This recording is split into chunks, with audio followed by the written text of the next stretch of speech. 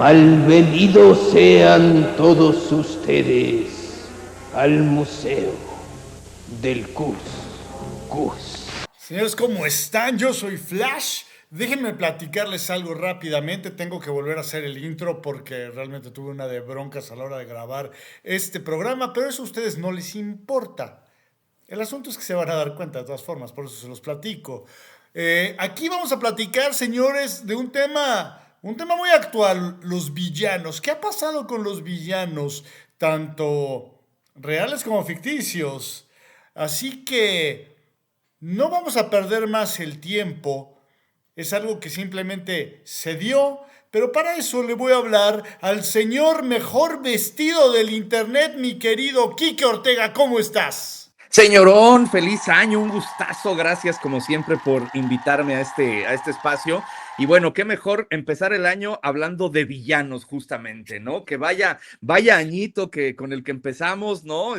Terremoto en la Ciudad de México, bueno, no en la Ciudad de México, en realidad en Guerrero, pero nos despertó el 2 de enero con todo, la calle de Nicolás Maduro, otro de los grandes villanos. Entonces, bueno, vamos a estar platicando mucho acerca de villanos. Vaya 2026 que se avecina, ¿eh? Sí, la idea era platicar. Cuando yo, ahora sí que ideé este episodio, fue porque estaba yo escuchando el episodio que grabamos de Street Fighter, en donde tú hablabas de Bison y específicamente del de Raúl Julia, que es pues un villano de James Bond. Y que es ese tipo de villanos que ya no se atreven a hacer ahora los estudios porque les da frío, les da miedo. Y mira, quiero ilustrarlo de una manera muy gráfica y dime si no tiene todo el sentido del mundo esto. ¿Sí? O sea, Ok, ajá. ¿a poco no te imaginas este tiro? ¿Sí? Sí, A ver, sí. ahí está. O sea, en el que M. Bison se enfrente en una película a James Bond, el James Bond que ustedes gusten, que no sea el de Roger Moore. La verdad, me dejaste pensando y dije, sí es cierto, o sea, qué gran villano fue el Bison de Raúl Julia, qué es lo que le va a la película, o sea, al fin y al cabo, el héroe es tan grande como el villano al que enfrenta, eso es Claro. innegable, ¿no? Claro, totalmente. De hecho, por eso, y lo decíamos en ese podcast, también me parece que es una gran decisión. Habrá que ver si se concreta y si le dan libertad, pero el que David Asmalkian sea el villano, el nuevo Bison, porque pues es un cuate que tiene de entrada toda la cara de loco, ¿no? O sea, en Sí. todos los personajes que ha hecho, siempre ha hecho este personaje de loco, excepto por ahí uno que platicamos también en el podcast, donde pues hace un conductor de televisión, pero lo hace muy, muy bien. Pero le da todo el sentido, ¿no? Quizá lo que le falta nada más es esta musculatura, esta fuerza física, ¿no? Pero bueno, eso se puede trabajar sin ningún tipo de problema. Pero sí, definitivamente es una realidad que hoy, desde hace varios años ya, de que me invitaste a hacer este podcast, me puse a hacer una investigación bueno, más o menos cuánto tiempo llevamos sin ver realmente un villano de los de antes, ¿no? Un villano al estilo Blofeld, pero no el Blofeld que vimos con Daniel Craig encerrado en su cubito de acrílico, ¿no? Que se muere de la manera más estúpida porque James Bond lo toca, ¿no? O sea, no, esos villanos icónicos, clásicos, como el Blofeld de los 70, ¿no? Goldfinger, ¿no? De hecho, la frase que tengo ahí justamente en StreamYard, de No, Mr. Bond, I expect you to die, ¿no? Es un clásico justamente, ¿no? De este personaje, donde pues James Bond está completamente atado, ¿no? No tiene la posibilidad de moverse, ¿no? Y entonces le pregunta a Bond, ¿qué espera? ¿Espera que hable? No, señor Bond, espero que usted muera, ¿no? Esas frases icónicas ya no se suelen ver, y tiene que ver desde el año 2010 aproximadamente con una cuestión de un cambio, primero de las audiencias, ¿no? Y segundo, con una cuestión también del cambio de la forma en la que están entregando las casas productoras, los guionistas, las historias. En este segundo plano, pues tú y yo lo hemos platicado, mi querido Flash, este asunto de que quieren hacer secuela absolutamente todo y quieren hacer spin-offs de absolutamente todo, ¿no? Series de absolutamente todo. Y Bond va para allá, por cierto, con la compra de Amazon. Entonces, ¿qué es lo que estamos viendo? Pues esta necesidad de que un villano tenga un trasfondo, tenga una razón de por qué es malo. Y eso lo podemos ver explicado de manera muy concreta en películas de villanos donde de algún modo les limpian su imagen. Caso concreto, el más popular, Joker, ¿no? Con este personaje de Joaquín Phoenix, donde de algún modo vas entendiendo, es una gran película la uno, donde vas entendiendo un poco por qué el Joker es como es, porque el Joker es este personaje del cual todo el mundo conspiró en su contra hasta que terminó explotando y convirtiéndose en este personaje contestatario que además fue seguido socialmente, ¿no? Que por cierto es interesante la analogía con lo que está pasando con Nicolás Maduro y que todo el mundo ya se agotaron los pants de Nike con los que capturaron a Nicolás Maduro, ¿no? O sea, está muy cañón, pero bueno, esa es otra historia, como si es una realidad que al final la gente también de algún modo quiere imitar estos personajes icónicos, históricos, ¿no? En este caso, bueno, pues lo que vemos ahora con Nicolás Maduro. Pero lo vemos en otras historias también en el cine, lo vemos con Wicked, por ejemplo. Wicked, que entre la 1 y la 2 vemos como la bruja, pues también tiene un trasfondo y entiendes lo mismo, ¿no? Que conspiraron todos en su contra, que en realidad ella era la talentosa, pero como era diferente, como era verde, dijeron, pues no puede ser la líder de la clase, no puede ser la favorita del profesor, hasta que pues termina explotando y se termina convirtiendo en bruja, pero tiene su corazoncito y hasta se enamora, ¿no? Eso lo vemos en Wicked 2 sobre todo, ¿no? Lo vemos también en películas como Maléfica, lo vemos en películas como Cruella, pero Cruella no es esta mala de Malolandia con sus dálmatas, ¿no? Sino que simplemente es una diseñadora de modas frustrada que fue opacada irónicamente, por su propia madre. Y yo me atrevería a decir, Flash, no sé si tú estés de acuerdo conmigo, pero creo que el último gran villano que vimos, que no explican su origen, no explican por qué hace lo que hace y simplemente es malo porque quiere ser malo, es irónicamente el Joker anterior al de Joaquín Phoenix, que es el Joker de Heath Ledger, que por cierto ganó el Oscar a Mejor Actor de Reparto. El Oscar de Heath Ledger se debió a que este actor se metió tanto en el personaje del Joker que se volvió loco, igual que el Joker, ¿no? Entonces, si tú te das cuenta en esa película de Dark Knight, pues en realidad nunca entendemos, y hasta así lo dice Alfred, ¿no? Hay gente que simplemente quiere ver el mundo arder, ¿no? No te explican de dónde viene, no te explican por qué el Joker es como es, simplemente existe, está ahí, ¿no? Yo creo que y esa película fue del 2008, de hecho ya está por cumplir 20 años, ya casi esta película, ya por lo menos cumplió la mayoría de edad en este 2026, ¿no? Parece que fue ayer, pero pues fue el último gran villano que no explicamos de dónde viene. Y yo creo que ahí Christopher Nolan cierra pues un gran periodo de los villanos, largo, y pues da paso a estos villanos pues ya un poquito más realistas, ¿no? A mí no me gusta estos villanos realistas que estamos viendo porque los llevan justo al otro lado de la moneda. Cuando tú y yo platicábamos fuera del aire de los villanos de Bond, este villano de la última película, ¿no? Donde Rami Malek, justamente llegado de ganar un Oscar por su interpretación de Freddie Mercury, pues pudo no haber estado en la película de James Bond, en la última película de James Bond, y no hubiera hecho ninguna diferencia, ¿eh? No hubiera hecho absolutamente ninguna diferencia. Así de blandengue se volvieron los villanos de Bond, pues digamos en los últimos tiempos. Yo no recuerdo un villano icónico, incluso el mismo Javier Bardem, no fue malo, pero tampoco me pareció un villano a la altura de los grandes villanos de los Bond de los 60 y 70, ¿eh? Híjole, es un buen punto. Creo que entre Bardem y bueno, que es Silva y Le Chiffre son los dos mejores villanos de Daniel Craig, ¿no? De ahí en fuera sí son bastante grises. Mira, fíjate que retomando el punto del Joker, está esta teoría que plantea que el Joker de Heath Ledger es un soldado que sufre de estrés postraumático, lo cual me parece muy loable, muy ad hoc con el personaje, pero también es buscarle un origen a algo que no lo necesita, no sé cómo lo veas. Sí puede ser, pero no hay es una teoría, bueno, una hipótesis, ni siquiera una teoría. Exacto, sí, sí, sí, es alguien, una teoría que alguien formuló, ¿no? Y simplemente, pero al fin del día, lo más importante de esa teoría es que no importa. O sea, realmente, o sea, para la narrativa de la película no es importante porque este Joker quiere ver el mundo arder.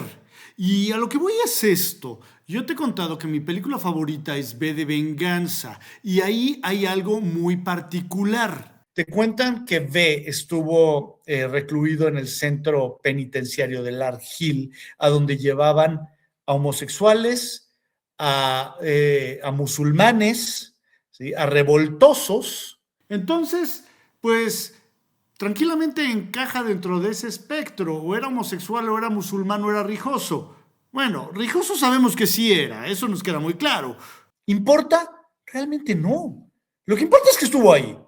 ¿Sí? La narrativa está también construida que realmente hace que tú te enganches con la cruzada que él lleva por derrotar este régimen tiránico. Pero realmente no importa si era musulmán, homosexual o rijoso, o si era las tres. Vale sombrero.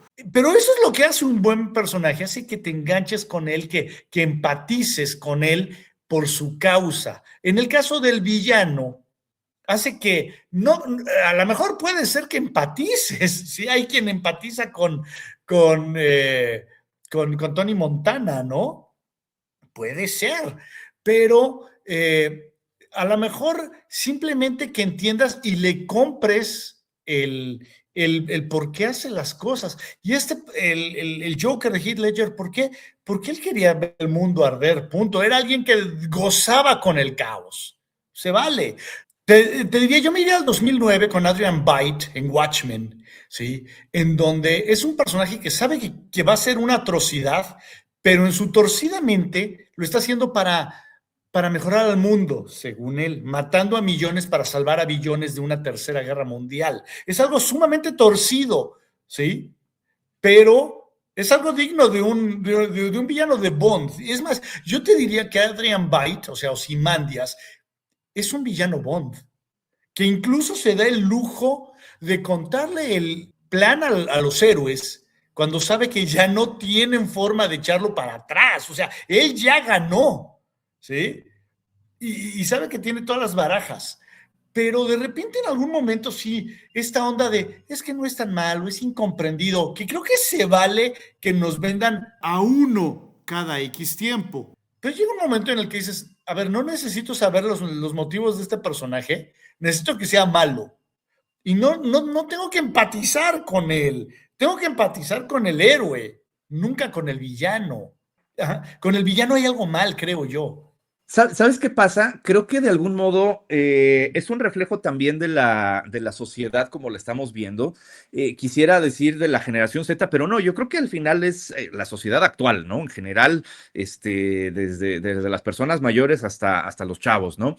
De algún modo, como, como que se ha perdido esta idea de querer que el villano sea villano porque le gusta ser villano, ¿no? Quieren más bien tercerizar las causas, ¿no? A echarle la papa caliente al sistema.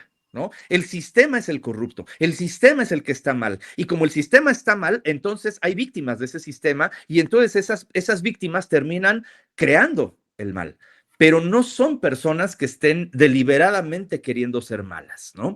En las películas del Santo, pues los villanos eran muy bobos, pero eran muy entretenidos, ¿no? Este villano, por ejemplo, que le gustaba trasplantar cerebros, ¿no?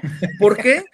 Pues nada más, porque quería trasplantar cerebros, ¿no? Punto, ¿no? Y quería convertir a todo el mundo en zombie, ¿no? O que quería que las momias de Guanajuato despertaran y entonces aterrorizaran a la gente. Nada más porque sí, no tenían realmente una explicación. Si los guionistas, si Alfredo Domínguez Solares, ¿no? Uno de los directores de las películas del Santo volviera a vivir, yo creo que diría, no entiendo el mundo actual, ¿no? O sea, el caso de Thanos, ¿no? O sea, este villano que digo, si te soy brutalmente honesto, A mí me gustó mucho la manera en la que lo enfocan, aunque sé que no tiene nada que ver con los cómics, pero creo que sí da esta reflexión interesante de qué pasaría si en el mundo, con solo un chasquido, desapareciera el 50% de la población. No hay un filtro de, a ver, tú eres bueno y tú eres malo. No, no, no, no. El 50%. Punto, ¿no? Vamos a lograr que ese 50% de la población sobreviva en el planeta como está y pues se quedarán los buenos, se quedarán los malos, pero solamente la mitad, ¿no? Y entonces, de algún modo, con eso, hipotéticamente se podría componer el mundo. Al final nunca lo descubrimos, pues. Pero de algún modo, creo que es un villano que a la gente le llevó mucho este tema de la reflexión, ¿no? Y creo que entramos en otro terreno que es nuevamente lo que hemos dicho tú y yo en muchos de los episodios anteriores de este podcast. ¿Realmente queremos llegar al cine a ponernos a reflexionar? ¿Realmente queremos llegar al cine a que nos den una lección moral de qué tan bien o qué tan mal está la sociedad? ¿O queremos desconectar el cerebro y simplemente entretenernos? Allí es donde está la gran diferencia. Y yo creo que ahorita las audiencias estamos en general, ¿no? Y estamos hablando todos, porque a todos en el momento nos ha entrado esta cosquillita de, bueno, hasta dónde entramos en un terreno de reflexión o simplemente de entretenimiento. Estamos en un punto de confusión de qué es lo que queremos. Y creo que las productoras, los guionistas, etcétera, se aprovechan justamente de esa confusión. No sé cómo lo ves. Fíjate que, mira, yo creo que en una parte sí, creo que hay espacio para todo, ¿sí? Hay momentos y lugares. Creo que el cine de superhéroes no es el que debe de venir a sermonearnos, está para entretener, carajo. O sea, pero bueno, y si nos vamos a poner en el plan de que nos sermonen con superhéroes, déjenselo a Alan Moore, dígase el escritor de Watchmen, el escritor de Venganza. Fíjate que, o sea, enfocándonos al Thanos del MCU, a mí me parece un muy mal Thanos, porque Thanos, vemos una pequeña muestra del Thanos siniestro, de ese Thanos cabrón por gusto, que es al final de Avengers cuando dice que meterse con los humanos, le dicen, es como meterse con la muerte, es coquetear con la muerte, y voltea a Thanos. Ah, eso me gustó. Thanos en los cómics quiere despertar a la muerte porque él está enamorado de ella, ¿sí? Y esa es la finalidad que tiene Thanos en la saga del infinito, cosa que terminaron echando a perder en el cine con esta onda de soy malo, pero no tanto, porque al fin y al cabo mi finalidad es altruista, que dices, no, no eres Ozymandias, por más torcida que termine de estar tu finalidad altruista, ya lo vimos con Ozymandias, mejor hecho, pero vuelvo al punto, a lo mejor la gente esperaba con Watchmen la Liga de la Justicia y no entendió la película, no sé, a la fecha no comprendo qué pasó con Watchmen. Hemos crecido con esta adoración a estos antihéroes o ya de a tiro villanos, o sea, como El Padrino, Tony Montana, digo, y en el caso de muchos reales, ¿no? Como se me viene ahorita el caso de muchísimos gangsters, ¿sí? De hecho, hace poquito me volví a aventar Goodfellas, qué gran película, pero estás viendo a los villanos, ¿sí? Y pero, por ejemplo, tú ves a un personaje, a un villano de una película de Scorsese y sabes que este es un hijo de la fregada. Y aunque explica y entiendes perfectamente por qué es como es, sigues diciendo, este es un hijo de la fregada. O sea, en ningún momento dices, pobrecito, es una víctima de las circunstancias. O sea, Claro, hay un ejemplo muy claro de lo que tú estás diciendo y justamente de Scorsese, no sé si has visto Casino, por ejemplo, sí, ¿no? claro, O sí. sea, el personaje de Nicky, ¿no? Que es el mejor amigo justamente de Robert De Niro, ¿no? En la vida, ¿no? Pues que de algún modo se enferma de poder y por eso empieza a hacer lo que hace hasta que empieza a desafiar a sus propios jefes, ¿no? Y ves eso y dices, pues sí, o sea, no generas ninguna empatía, pero entiendes por qué está pasando lo que está pasando. O sea, al final, ¿cuántos no conocemos de gente real en el mundo que se ha enfermado de poder? Pero eso no significa que tengas que empatizar, ni tampoco, y ojo con esto, una cosa que yo también he visto en los villanos actuales, que creo que no estoy del todo seguro que en todas las películas tendría que ser, y coincido contigo, creo que podría ser una o dos donde se justifique, pero no en todas, es que el villano también encuentra la redención al final, ¿no? O sea, el villano se termina arrepintiendo de lo que hizo o termina entendiendo que no estuvo bien lo que hizo. Y yo creo que al final, por ejemplo, en el caso de Nicky Santoro en la película de Casino, pues él nunca se arrepiente de lo que hizo. Él termina simplemente pidiendo piedad por su hermano porque lo ve morir frente a él y lo entierran en la misma fosa, pero nunca termina arrepintiéndose, ni termina diciendo hice mal, Ujú. perdóname, señor. No, o Sí, sea, ¿no? simplemente pasa lo que pasa, ¿no? Y yo creo que también ahí hemos perdido esa parte del villano que dice, pues todo mundo está mal menos yo, entonces yo me voy a morir con mi pecado, ¿no? Ujú. Creo que falta esa parte, ¿no? Y fíjate, mira, me cae que no quería yo caer cuando pensé en este episodio en hablar de geopolítica, pero el tema de Nicolás Maduro es algo muy interesante y perdón, sí, lo tengo que sacar y lo vamos a hablar en Trending Topic, sí, pero de una vez vamos calentando garganta. A ver, ahora resulta que hay quien está defendiendo a Nicolás Maduro, que es un villano, porque está siendo abusado por otro villano. O sea, estamos en una guerra entre dos villanos completamente ególatras, nada más que uno tiene una tabla y el otro tiene una tabla con un clavo. O sea, esa es la diferencia entre Maduro y Donald Trump. Los dos están igual de orates, los dos igual, son igual de opresores, de represores, de populistas, pero ¿sí? Ahora resulta que hay una parte de la población que dice, pobrecito Maduro, no, pobrecito, no, era un hijo de la guayaba, ¿sí? Que el otro es un hijo de la guayaba también, de la guayaba mayor, sí, por supuesto, pero me llama la atención esta, esta respuesta aquí, que no, y no la entiendo, sinceramente, o sea, y yo te puedo decir, Trump es un racista, es un clasista, es un xenófobo, todo lo que me quieras decir, y te voy a decir sí, pero yo pregunto, ¿y cómo se iban a quitar los venezolanos el lastre que era el chavismo? No, no había manera, no había manera, y la historia te lo dice. Lo que pasa es que nuevamente hay una frase que a mí me gusta mucho utilizar, que además fue una frase que me enseñó uno de mis maestros de historia de la secundaria, que decía, el que no conoce su historia está condenado a repetirla. Uh -huh. ¿Cuáles dictaduras latinoamericanas han caído por sí solas? Yo no me acuerdo de ninguna. O ¿No? sea, yo te podría decir, en Chile fue gracias a intervención internacional. Por ejemplo, Manuel Noriega Uh fue -huh. por intervención de Estados Unidos. Ayer estaba leyendo de una llamada que tuvo George Bush, padre, con Carlos Salinas en la época de Manuel Noriega, donde George Bush le preguntó a Carlos Salinas, bueno, no le preguntó, más bien le informó de lo que iba a hacer sobre, pues, atrapar a Manuel Noriega, y que el propio Carlos Salinas dijo, pues está usted en todo su derecho, pero nosotros vamos a aplicar la doctrina Estrada.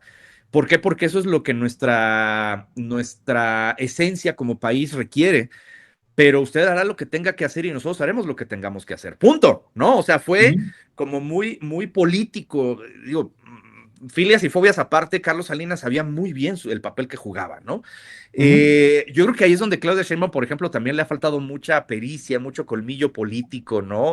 Como que ella está en el punto de, pues yo ni voy a decir nada, ¿no? Me preguntan, pues voy a decir lo mínimo a cuentagotas para no meterme en broncas, ¿no? Cuando ya el propio Donald Trump ya dijo, pues a ver, algo tendremos que hacer con los cárteles, ¿eh? Entonces, aguas, ¿no? Entonces, bueno, pero el tema de Nicolás Maduro es interesante porque tú lo ves, y nuevamente voy a hablar de esta idea social de que el sistema está mal. Y sí, muchas cosas del sistema están mal, no lo voy a negar, ¿no? Es una realidad. Pero, pero el hecho de que el sistema esté mal es justificación suficiente para que entonces queramos no solamente apoyar a un villano como fue Nicolás Maduro, que si fue un violentador de derechos sociales moderno es él, ¿no? Una persona que no merece el más mínimo respeto porque no respetó para absolutamente nada a su propio pueblo, y que en las últimas elecciones hizo el fraude que hizo. La propia gente habló de que ya no quería a Nicolás Maduro y aún así los terminó ignorando y terminó aplicando un Manuel Bartlett, que por cierto en Trending Topic también hablaremos de que ya el gobernador de Puebla quiere ponerle a un camino Manuel Bartlett, ¿no? O sea, a ese nivel hemos llegado, que las fallas en el sistema llevan a que la gente vea con buenos ojos a ese villano, porque el otro villano está peor. Señores, ¿de qué estamos hablando? Yo te decía, Flash, antes de que entráramos al aire, ya se agotaron los pants de Nike con los que agarraron a Nicolás Maduro. O sea, ya la gente los agotó, los compró a nivel tal de que ya no hay en las tiendas. Dices, no puede ser, no puede ser, en serio. Sí, y es parte de este discurso, en gran parte de la cultura woke, de humanizar al villano. Y puedo entender aquel dicho de que de buenas intenciones está pavimentado el camino al infierno. ¿Sí? A lo mejor en algún momento tuviste una buena intención y te corrompió el poder, pero eso, o sea, ahora sí que el que hayas tenido una buena intención no justifica tu actuar, ¿sí? Y es en lo que hemos caído tanto en el entretenimiento como en la vida real. Digo, perdón, yo sé, este programa es más como para echar chacota, pero sí quería entender un poquito más o traer a la mesa ese punto, porque sí de repente hemos visto cómo en la cultura popular mexicana se ha glorificado pues al personaje del crimen organizado, ¿sí? A personajes como el Señor de los Cielos, como el Chapo Guzmán y como muchos otros, a los cuales se les hacen narcoseries y se les pone como estos Robin Hoods mexicanos, cosa que no lo son. Ahora, puedo entender que para cierta parte de la población lo sean, porque a lo mejor viven en pueblos olvidados de la mano de Dios y estos personajes les pavimentan y les alumbran el pueblo. En ese sentido lo puedo entender, ¿sí? O sea, pero cuando creces y te das cuenta de que gran parte, tú lo ves, y que tú eres profesor universitario y qué tipo de música escuchan ahora con Peso Pluma y corridos tumbados y todo eso, en los cuales se glorifica al crimen organizado. Algo está mal, perdón, yo crecí adorando al Hombre Araña, a Batman, ¿sí? O sea, yo quiero ser el bueno, y puedo entender dentro de la psique de Batman lo roto que está, pero es una búsqueda de un fin noble, buscando respetar ciertos lineamientos, pero de repente se torcieron las cosas y pasamos de Batman a que el héroe es Walter White. Hay algo mal, ¿no? Sí, aunque en realidad esto tampoco es algo nuevo, Flash. Yo justamente estoy por lanzar en las próximas horas, ya para cuando salga este podcast, ya estará ahí en TikTok, búsquenlo en @KixOrtega, QUIX Ortega. Un análisis donde justamente hago una comparativa entre esta situación de lo que pasó con Nicolás Maduro y que el pants de Nike se agotó en pocas horas, con lo que vimos cuando Felipe Calderón era presidente, en tiempos de su presidencia, que agarraron a la Barbie, si tú te acuerdas. La Ah, Barbie, claro, este claro. narcotraficante que de repente lo atraparon y traía una playera polo de color verde y se notaba porque el caballo era this big, ¿no? Bueno, también se agotaron las playeras polo de la Barbie en cosa de pocas horas después de su detención cuando lo vieron. Esta apología a la delincuencia organizada, esta apología al crimen, no es algo nuevo, es algo que tiene muchos años. Insisto, Felipe Calderón fue presidente del 2006 al 2012 y ya había pasado este fenómeno. Y lo que estamos viendo ahorita nuevamente, insisto, es que la gente le echa la culpa al sistema y entonces como es el sistema el que está mal y no yo, como es el sistema el que está mal y no la persona como tal, entonces no me siento tan culpable de estar haciendo esta admiración, digamos, a las cosas que utiliza el narco, las cosas que utiliza el villano en este caso, ¿no? O sea, como que hemos desdibujado el hecho de lo que está haciendo el narcotraficante, por ejemplo, o lo que hizo Nicolás Maduro. A ver, sí, es una realidad que, pues obviamente existe soberanía en los países y todo, pero los delitos por los que Nicolás Maduro, digamos, podría estar en la cárcel, me cae que no me alcanzan los dedos de la mano para contarlos, pues por la cantidad de personas a las que ha contaminado con su cochinero, por la cantidad de vidas que ha tomado. O sea, de verdad, nos vamos a poner a defender a este tipo de personalidades y vuelvo al asunto de cómo el Joker, por eso Todd Phillips entendió muy bien lo que la gente socialmente quería con el Joker, porque es, a ver, vamos a entonces a encumbrar a una víctima de ese sistema torcido, de ese sistema Ujú. agrietado que tenemos, y entonces vamos a seguirlo y vamos a encumbrarlo y vamos a volverlo nuestro héroe, ¿no? Pues yo creo que tenemos que hacer un alto y decir, ¿realmente necesitamos ese tipo de héroe? ¿Por qué, por ejemplo, en México, y Felipe Calderón lo decía en su momento, y desafortunadamente sus esfuerzos no fructiferaron, ¿no? Pero ¿por qué en México podemos nombrar varias series donde el narco es el héroe, ¿no? La Reina del Sur, ¿no? El Señor de los Cielos, Narcos, etcétera, ¿no? Súmale. Pero no podemos nombrar, o nos cuesta trabajo nombrar una serie o una película donde el bueno sea el protagonista, donde el policía sea el que capturó al narco y entonces es el aplaudido y es el que se vuelve el héroe y es el Batman. ¿Por qué no existe una serie de esas? Pues porque la gente no la vería, porque no les resulta atractivo, porque justamente es la falla del sistema. Por eso tiene éxito una serie como Harina, por ejemplo, en donde es este personaje sumamente torcido. Realmente, digo, no sé si has visto las 2 temporadas de Harina. No, vi el primer capítulo y se me hizo tan boba, y mira que yo soy muy bobo y todo, pero ese tipo de humor me gusta, pero sobrepasó mis límites, no lo logré. Fíjate que a mí me gustó mucho, te soy honesto, y vi las 2 temporadas, pero realmente, así que la heroína, sí, de esa serie es Ramírez, el personaje de Vero Bravo, del teniente Harina. Sí, de repente empieza a tratar de encaminar las cosas hacia un buen punto, pero sigue siendo un personaje sumamente torcido, sumamente defectuoso, ¿sí? Pero yo te diría, bueno, a lo mejor tiene ese punto en el que refleja muy bien a un policía de la Ciudad de México. Y es muy divertido y bueno, a mí no sabes, yo me reí como no tienes una idea. Y estoy esperando la tercera parte o la tercera temporada. Pero sí, o sea, sí creo que viene siendo parte del reflejo de la sociedad en la que vivimos, pero también lo que sí no entiendo es por qué hacerlos. Ay, pobrecitos, no sé, me sentí como Sergio, un saludo al Pelón Juárez. Ay, pobrecito, mijito, cómo sufre, ¿sí?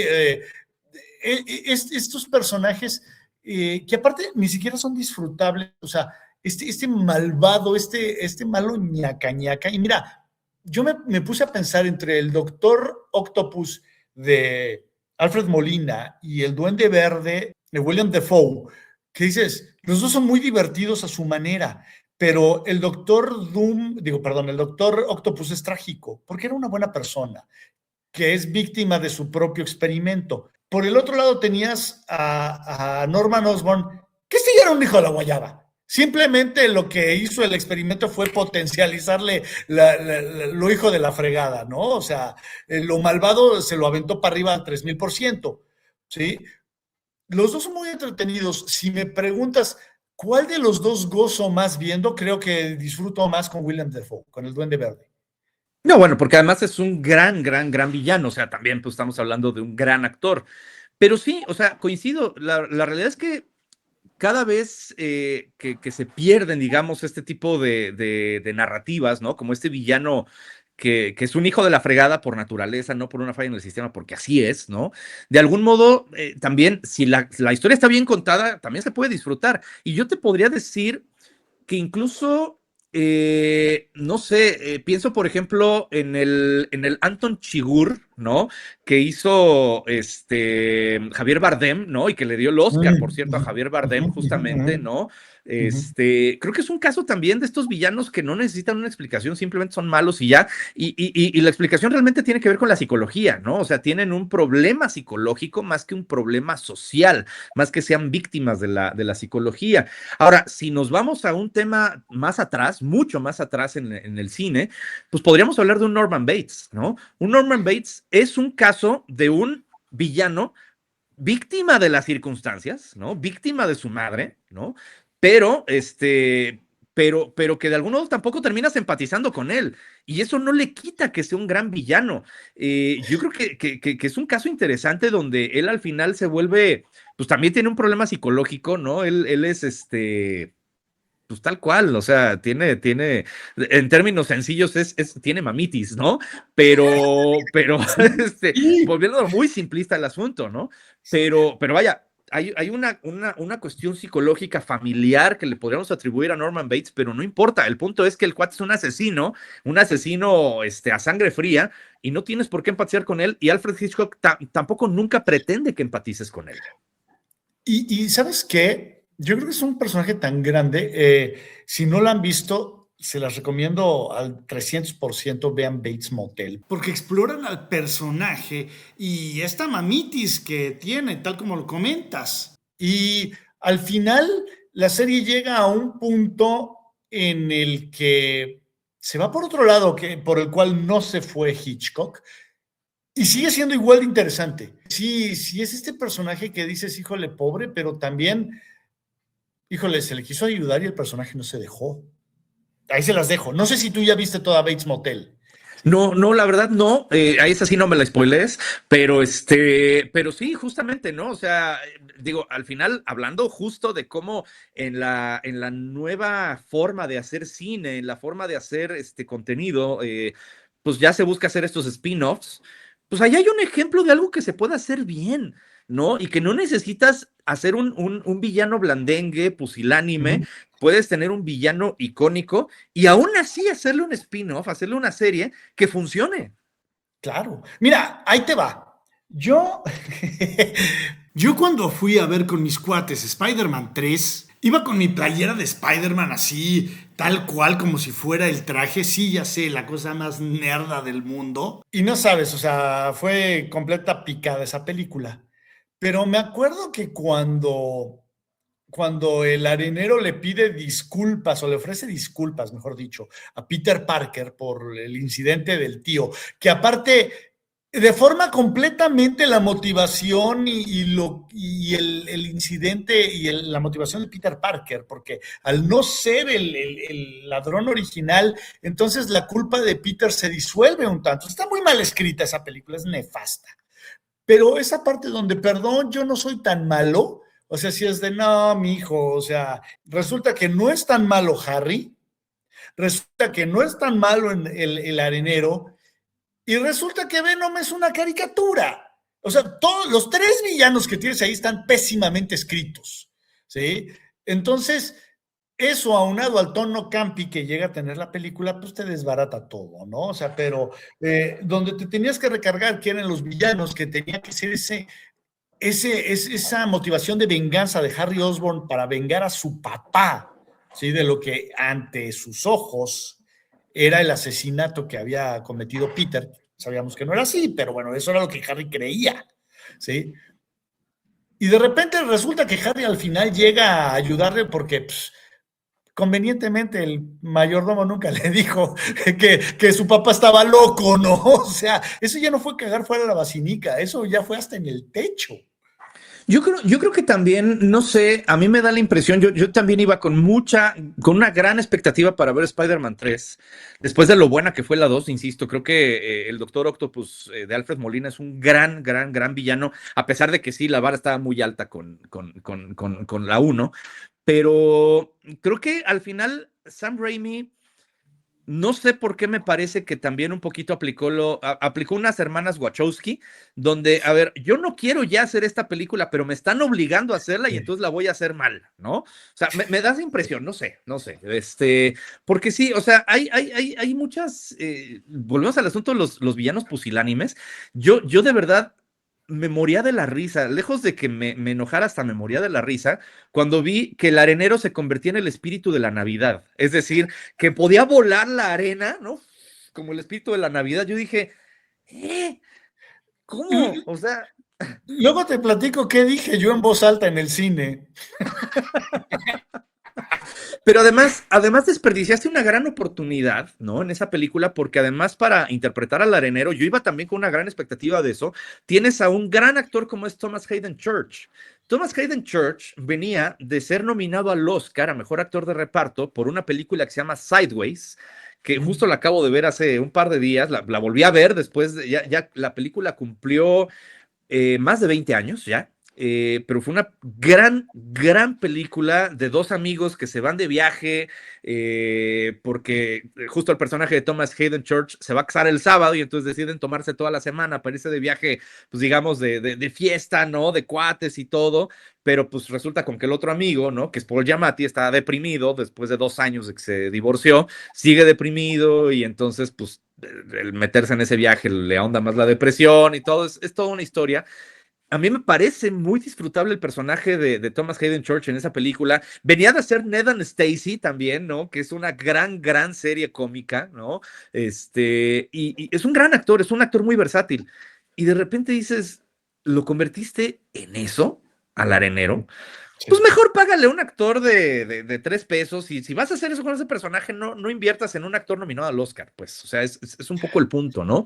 Y yo creo que ahí es donde empezamos a darnos cuenta de cómo se han ido deteriorando justamente esas historias. Vaya, si hablamos otra vez de villanos que tienen una explicación, aunque es una explicación muy tech, ¿no? Pues vamos a ver Matrix, por ejemplo, Matrix, ¿no? Ujú. El agente Smith, ¿no? También hay una explicación de por qué el agente Smith es así, ¿no? Y incluso, nuevamente, estos personajes que nos llevan a una reflexión de por qué el sistema está roto, pero es una buena explicación que además la gente no compite, digamos, con lo sádico y lo frío que era ese villano, ¿no? Básicamente la gente Smith en Matrix, pues te dice, a ver, el ser humano está más cercano, desde nuestra perspectiva, a un virus, ¿no? ¿Por Ujú. qué? Pues porque los virus llegan, colonizan un espacio y hasta que agotan todos los recursos, se van a otro lugar, ¿no? Y dice, y el ser humano es eso, dice, entonces desde nuestra perspectiva, hablando de computadoras, ¿no? Pues el ser humano es un virus y es un virus que tenemos que desaparecer. Por eso es que la gente Smith está empecinado en desaparecer a Mr. Anderson, ¿no? Perfectamente interpretado por Keanu Reeves. Entonces, nuevamente, son villanos que sí tienen una explicación de por qué hacen lo que hacen, pero no les quita lo sádico y tampoco Ujú. se buscan redimir, ni tampoco es porque es una máquina, ¿no? Al final, entonces tampoco es me estoy arrepentido, Claro. no, simplemente pasa, ¿no? Entonces se ha perdido eso. Y fíjate, ahorita hablando de todos estos y tomando el hilo del villano que se redime, me es imposible no mencionar a Megamente, que es este villano que aparte pierde su razón de ser cuando mata a Metroman, que no lo mata, nada más hace güey el Metroman, ¿no? Porque él quería dedicarse a la música, ¿sí? Pero Metroman se da cuenta, este güey no es tan malo, es como este tarado de Corea del Norte, ¿no? Que nunca lo abrazaron de chiquito, ¿sí? Kim Entonces, Jong-un. exacto, ¿sí? Entonces, eh, pero se vale uno, ¿sí? Pero ahora yo me regreso en el tiempo y me voy a las dos primeras películas de Blade. Este personaje que es el Diácono Frost, que tiene como propósito volver al vampiro el ser dominante sobre la tierra y que dice, oye, los humanos son nuestra comida, ¿por qué vamos a jugar bajo sus reglas? Que dices, qué gran villano. Y del otro lado tienes a Novak, que es este hijo, pues, dejado de la mano de su padre, ¿sí? Obviamente, o sí que vamos a decirlo, es un hijo resentido, porque es lo que es Novak, ¿sí? Que quiere cometer patricidio. Y que su papá le dijo, ay, tú saliste malito, vete por allá y no sé, ahí tráeme las cocas, güey. Pero al fin y al cabo sigue siendo un gran villano que es muy entretenido verlo. Y de repente nos remataron con un Drácula bien chafa en Blade Con un Trinity. Drácula que sí, o sea, me cae que lo hubiera hecho mejor Carlitos Espejel, o sea, no manches, o sea. El Drácula de Leslie Nielsen era más respetable, man. Exacto, el Drácula de Leslie Nielsen era más respetable. Sí, volvemos al tema de que la trilogía no se cerró bien. Digo, tan no estaba nada bien esa trilogía que tú sabes esa historia de que el propio Wesley Snipes estaba peleadísimo con David Goyer, no le hablaba, ¿no? Sí. Entonces, imagínate lo complicado que fue filmar eso, donde el director y guionista no se habla con su protagonista de la película, ¿no? O sea, ¿cómo le haces, no? Oye, fíjate, ahorita hablando de Blade, qué gran villano es Cassandra Nova, la hermana del profesor X en Wolverine y Deadpool, ¿no? Sí empieza a retomar esas ondas de este villano malvado because it's fucking good to be bad, ¿sí? O sea, y en ningún momento nos intentan que empaticemos, a lo mejor porque el tono de la película no se presta, porque al fin y al cabo le vas a echar porras a Wolverine y porque Deadpool, aunque está loco, te cae de poca madre, ¿no? Y sí necesitas ese contrapeso de malvado, que a lo mejor teníamos que ver otros malvados más malvados. Sí, no, de hecho creo que tienes toda la razón, es una gran villana, pero no es una villana icónica, o sea, no es una villana memorable. Creo que Uh-huh. sí te deja ese buen sabor de boca de, ok, va, ¿no? Te la compro, pero no es ese villano memorable, ¿no? Vaya, al final, ahorita me quedé pensando también en otro gran villano que al final no es que se redima, sino que le dan la vuelta. Y que creo yo que, aunque dicen las frases, segundas partes nunca fueron buenas, me parece a mi juicio y a título de este que les habla, que es mejor la segunda parte que la primera, Terminator. Sí, claro. Terminator es un caso interesante de un gran villano en la primera película, que luego Ujú. regresa en la segunda, pero pues no es el mismo, ¿no? O sea, es otra Ajá. máquina, porque los hacían Ujú. en serie, ¿no? Sí. Entonces, pero ahora es bueno y tiene que luchar contra otra máquina más poderosa, ¿no? Que es Robert Patrick, que es el T-1000, y que, volvemos al asunto, o sea, su única motivación es matar a John Connor, es su única motivación. Y de Ujú. eso se aprovecha justamente la última película que hicieron de Terminator, la de Genesis, donde regresa Linda Hamilton, justamente como Sarah Connor, ya viejita, ¿no? Y te plantea justamente una historia, digamos, hablando de multiverso, ¿no? Una historia paralela, donde, pues, a John Connor sí lo alcanza a matar el Terminator, o sea, sí llega un punto en el que lo mata el Terminator de Arnold Schwarzenegger, pero después ese Terminator dice, ¿y ahora qué? ¿No? O sea, como los pececitos de Nemo, pues no sé, nunca habíamos llegado tan lejos, ¿no? O sea, y te plantea, o sea, pues que la historia continúa, ¿no? La vida sigue y nunca hay guerra, nunca pasa nada, el mundo sigue igual, ¿no? Y resulta con que, pues el Terminator, buscando una razón de existir, pues trata de entender a los humanos, ¿no? Como máquina trata de entender a los humanos. Y yo creo que es una forma interesante. Recordemos que esta película, a diferencia de la 3, la 4, la 5 que hubo de Terminator, que fueron bodrios, esta película de Genesis fue producida por James Cameron, fue aprobada por James Cameron. Y si bien no es una película al nivel de la 1 y de la 2, cumple justamente por esta, por lo menos, reflexión de, oye, pues sí, el villano cumplió su cometido, pero ahora ¿qué hace? ¿No? Si ya no tiene ningún otro objetivo de vida. Sí, oye, me mandaste a la película de A Few Good Men, otro gran villano para variar, ¿no? Jack Nicholson. Pero en este sentido y ahora de aquí, ¿qué se hace, no? Así de nunca pensé llegar tan lejos cuando el teniente Caffey, que es Tom Cruise, cuando de repente ya le hace sacar. ¿Ordenó usted la clave roja? ¿Ordenó usted la clave roja? ¡Por supuesto que la ordené!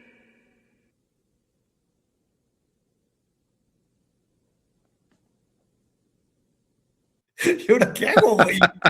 Ya terminé, yo no pensé llegar hasta aquí. Yo la aventé a ver si caía y cayó. Tal Y cual. otro gran villano, digo, si no han visto A Few Good Men, por favor, háganse un gran bien a su cultura fílmica y vean esa cinta grandiosa, si no mal recuerdo, es de Rob Reiner, de hecho.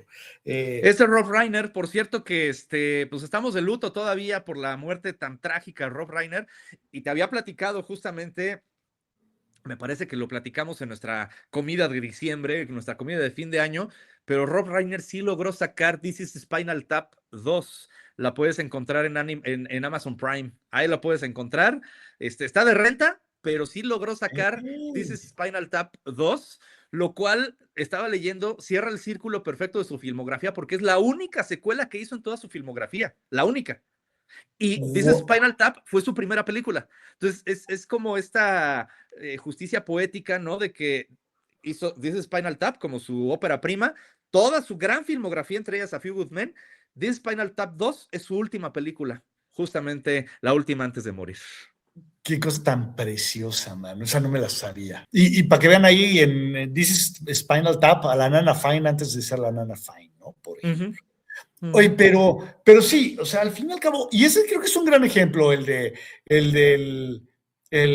como el coronel Jessup de A Few Good yo Men. pensé que ibas a decir el del hijo de Rob Reiner, que no tiene razón de ser y simplemente mató al papá y le sacó los ojos, ¿no? Yo pensé que ibas a decir eso. Ay, no me iba a ir por ahí, créeme. Hablando de villanos, ¿no? Hablando de villanos, no. Pero el coronel Jessup, este personaje de Jack Nicholson en Cuestión de Honor o A Few Good Men, ¿sí? Parodiado o homenajeado tantas veces con él, usted no puede lidiar con la verdad. ¿Quiere respuestas? Creo que las merezco. ¿Quiere usted respuestas? ¡Quiero la verdad! No sabe qué hacer con la verdad.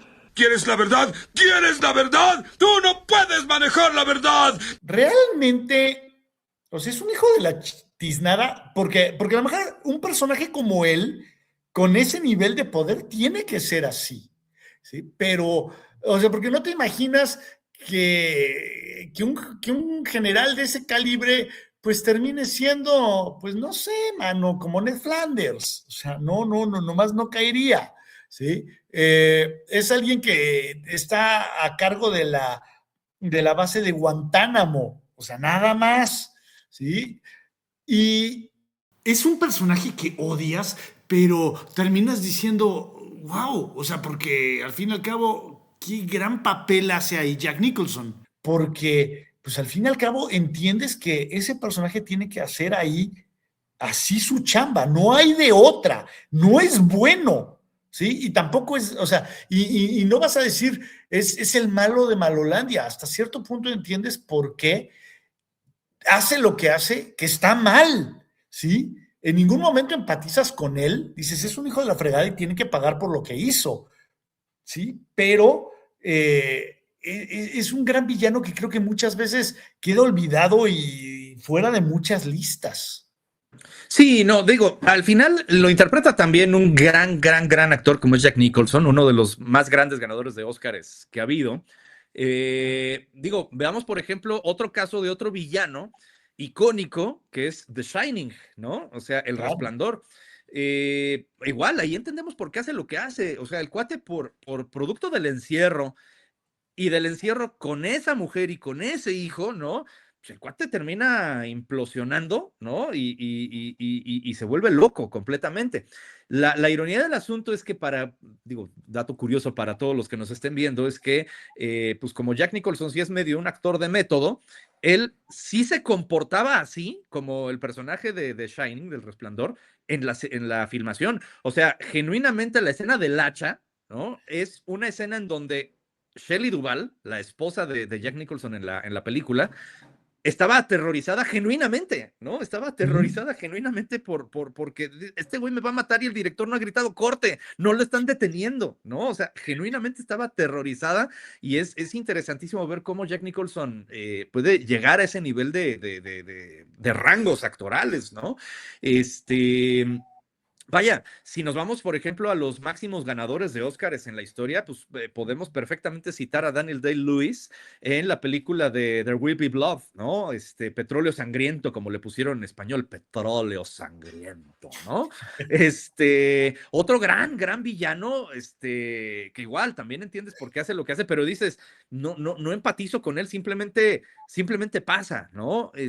O sea, hay villanos que no necesitamos, aunque nos den la explicación de por qué son así, no necesitamos congeniar con ellos. Yo creo que ahí es donde está, insisto, el error de muchos guionistas de tratar de obligarnos a Chaleco.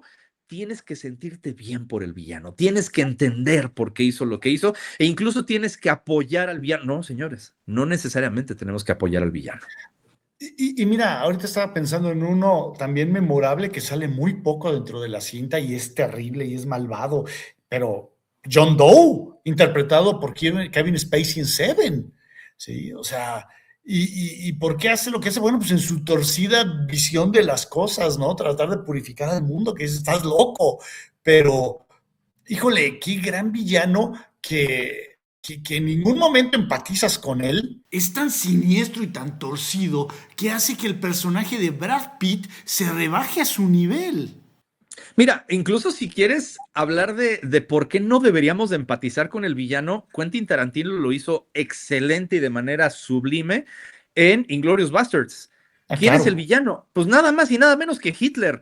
Tenemos que empatizar con Hitler, tenemos que entender por qué Hitler hizo lo que hizo, y ojo, yo entiendo por qué hizo lo que hizo, y es un tema político, es un tema que hoy día se sigue aplicando. Lo que pasa es que Hitler, pues sí se le pasó la mano y terminó en un tema de genocidio, pero hoy se sigue aplicando en la política internacional. La cuestión es que Quentin Tarantino dijo, no tenemos por qué empatizar con él, más bien lo que tenemos que hacer es cambiar la historia y lo hizo desde su perspectiva y es no tener duda de que Hitler murió y que murió de la manera más sádica posible. Y entonces ves la escena de cómo matan a Hitler y ves cómo le destrozan el rostro y todo y entonces en ese momento te levantas y aplaudes porque eso es lo que tendría que haber pasado, ¿no? Sí, fíjate, bueno, igual mismo caso en Érase una vez en Hollywood, ¿no? En donde al fin y al cabo, bueno, ya spoiler, es una película que ya tiene más de 5 años, ¿no? En donde terminan salvando, Tarantino salva a Sharon Tate y masacra salvajemente a la familia Manson, ¿sí? Con un lanzallamas, o sea, esa escena es icónica, es lo máximo.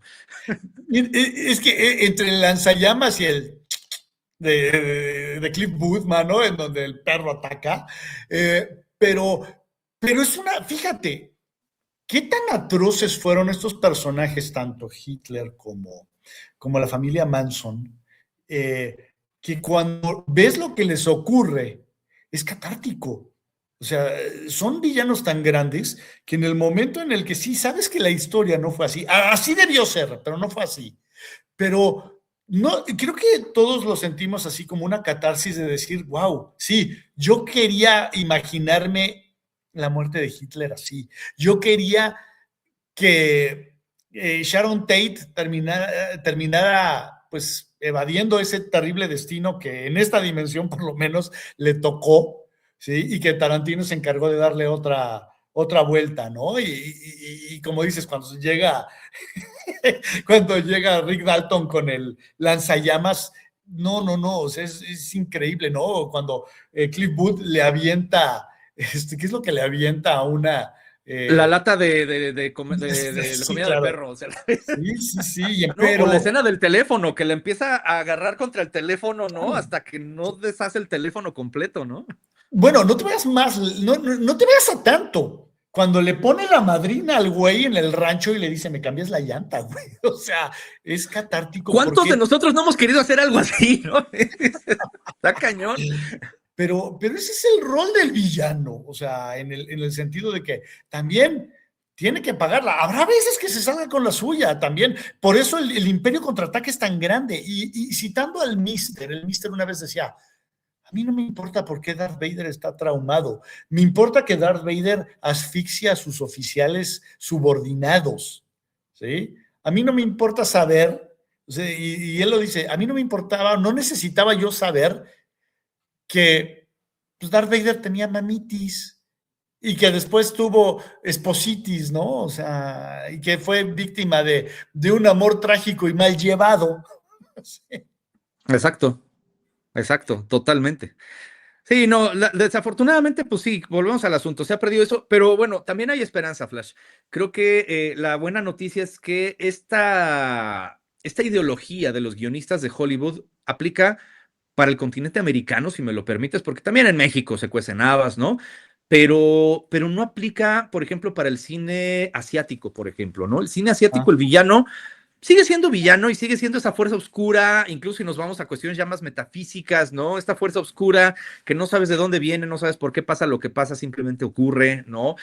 Por ahí hay algunos atisbos del cine europeo donde también, por ejemplo, el cine español, ¿no? Donde de algún modo vemos estos villanos que no tienen una razón de ser, simplemente son villanos y ya. Creo que hay un poco de esperanza, pero pues bueno, como estamos de este lado del charco, pues bueno, ahora sí que como dicen los clásicos, agua y ajo. Mi querido Quique, ya lo sabemos, el tiempo es un tirano, pero platícanos de Trending Topic. Exactamente, pues bueno, vean este 2026 Trending Topic a través de ADR Networks. ¿Dónde lo encuentran? Muy fácil, métanse a YouTube o métanse en Facebook, busquen ADR Networks, ADR como adrenalina, ADR Networks, y van a encontrar dentro de ese canal de YouTube o dentro de Facebook Trending Topic con Quique Ortega, donde pues vamos semana a semana, este charro negro que está aquí con nosotros y su servidor, vamos a estarles platicando de los temas de más tendencia a lo largo de cada semana. Y bueno, pues inevitablemente Por supuesto, vamos a hablar de temas políticos, como es el caso de Nicolás Maduro, pero también hablaremos de todo lo que esté pasando en el mundo del entretenimiento, por supuesto, los nominados al Oscar cuando lleguen. ¿Qué va a pasar con el Super Bowl, que va a ser en febrero? ¿Qué va a pasar con Bad Bunny en el Super Bowl? Vamos a ver qué es lo que ocurre. Ya lo estaremos platicando. Entonces, todos los jueves en punto de las 3 de la tarde, no se pierdan Trending Topic. Búsquenlo así a través de ADR Networks. O también, si lo quieren escuchar en Spotify, busquen también Trending Topic con Kike Ortega y lo van a encontrar ahí. Y pónganle suscribirse para que les lleguen las notificaciones cada vez que el programa salga al aire. Así que, señores, ya lo saben, Trending Topic no se lo pueden perder, aquí con el señor mejor vestido del internet, Sergio el Pelón Juárez y George Truly, su charro negro. Muchas gracias por haber estado aquí, muchas gracias, Quique, y pues, Gracias. vámonos. Señores, ahí nos vemos.